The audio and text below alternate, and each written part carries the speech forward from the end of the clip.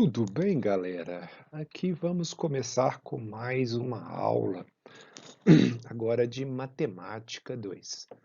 Vamos começar com a primeira parte, agora são funções. Então, nós vamos olhar agora a função monotônica. Vamos lá. Primeira coisa que nós vamos olhar é a variação de uma função. Quando a função é crescente e quando a função é decrescente. O que é função crescente? Observe bem aqui este gráfico. Esse gráfico, esse lado de cá, vou colocar em azulzinho, a função ela é chamada crescente. Tá vendo que se eu passar um lápis em cima do gráfico, esse lápis está indo para cima. Então, com o gráfico, basta você passar o lápis em cima. Se seu lápis estiver indo para cima do eixo X, para o lado de baixo para cima, ela é crescente. Outra maneira de olhar isso é você observar o valor de x. Então, vamos supor que nós tenhamos aqui um x aqui, ó. Vou chamar esse aqui de x1. E esse aqui, ó, é o x2. O que acontece? 2.000 tá horrível. O x1, se você pegar, né, eu vou fazer linha assim, né, vou fazer linha reta, o certo seria linha pontilhada. Ele vai encostar aqui e vai ter um valor aqui no eixo y. Vamos prolongar o eixo y aqui. Então, x1 corresponde a um valor de y1, correto? x1 é um valor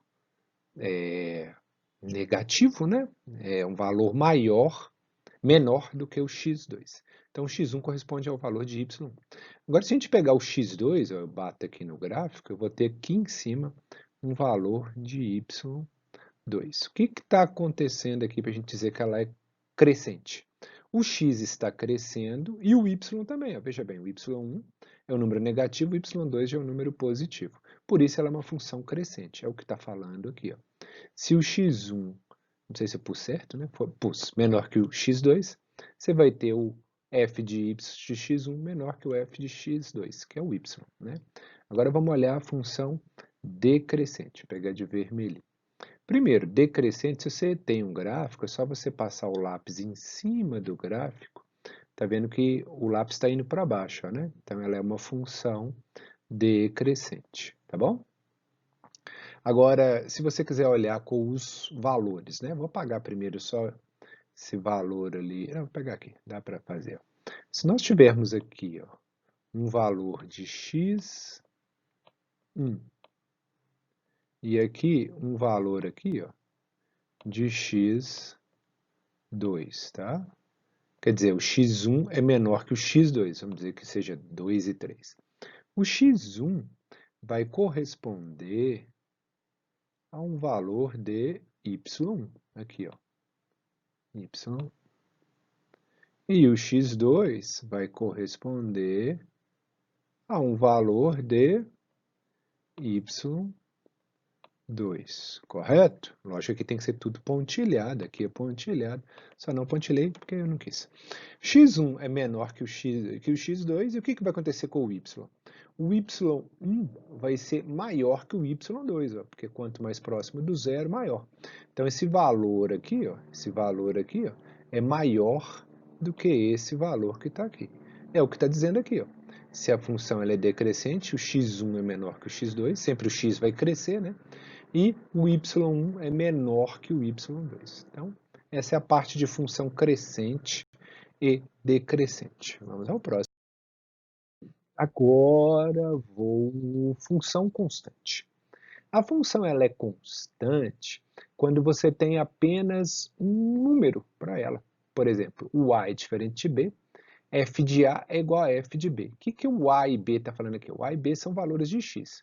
Então, tem dois valores de a e b. Pode ser negativos, positivos, o que for. Mas o valor do y vai ser sempre o mesmo. Né? Então, a f de a é igual a f de b para todo a pertencente a b. Por exemplo, como é que é uma função constante? Ó? Vou pegar o exemplo aqui. Ó. F de x vai ser igual, essa aqui, por exemplo, pode ser igual a 5. Então, isso é chamado de uma função constante. Ó. Se eu colocar aqui 1, eu vou chegar lá no 5. Se eu colocar aqui 2, eu vou chegar lá no 5. A função constante pode ser positiva, pode ser igual a zero, se a função vier aqui, né? f de x é igual a zero, ou, mudar até de cor, a função constante pode ser também negativa, pode ser aqui embaixo. Tá? F de x, essa aqui, por exemplo, seria assim, ó, f de x igual a menos 2. Então, independente do valor do x, ela vai ser sempre menos 2. Agora vem o que é função monotônica. Monotônica é uma coisa monótona, uma coisa que repete bastante, que é bem devagar. Observe que todas as funções atrás são bem monótonas, elas crescem devagar, né? Com uma certa monotocidade. E isso é que é função monótona, tá? É aquela que cresce com uma certa monotocidade, uma certa vagarosidade. Ela não cresce abruptamente, ela não cresce de uma vezada só, ela é bem lenta, vai sempre crescendo, ou decrescendo, ou mantém constante, mas lenta, tá? Já essa função aqui abaixo, essa função g, ela não é monótona no domínio. Domínio são os valores que o x assume. Por quê? Porque aqui ela cresce, né? Nesse trecho aqui ela cresce. Aí depois ela decresce, quer dizer, ela não tem uma constância, né? Depois ela decresce até aqui embaixo. Depois ela cresce de novo. Deixa eu trocar aqui o lápis aqui. Depois ela cresce de novo e depois ela fica constante. Então, quer dizer, não é a mesma coisa em todo o domínio da função. Não é a mesma coisa em todo o domínio. Depois ela fica constante aqui. Se ela fosse o mesmo em tudo, aí ela seria monótona, viu? Monotocidade, quer dizer vagarosidade, tá bom? Vamos ao próximo. Agora vamos falar de função par e ímpar, já não tem nada a ver com monotocidade. Até a voz ficou mais rápida. Aí, agora nós vamos ver função par, né? Depois, no próximo slide, tem um jeitinho, eu vou mostrar o gráfico. Então, você tem uma função de domínio D, ela é par se f de menos x é igual a f de x, para todo x pertencente ao domínio. E ela é ímpar se f de menos x for igual a menos f de x, para todo x pertencente ao domínio. Tá? No próximo slide, a gente vai dar um exemplo de cada uma delas. Vamos lá? Tá aqui, ó. O gráfico de uma função par, ele é simétrico em relação ao eixo y. Então, vamos fazer o gráfico de uma função par. Ó. Fazer o gráfico de uma função par. Já que ele é simétrico em relação ao eixo y, aqui é o eixo x. Então, a função par vai ser assim. Ó. Vou pegar essa daqui, é o clássico de uma função par. Ó. É uma parábola, né?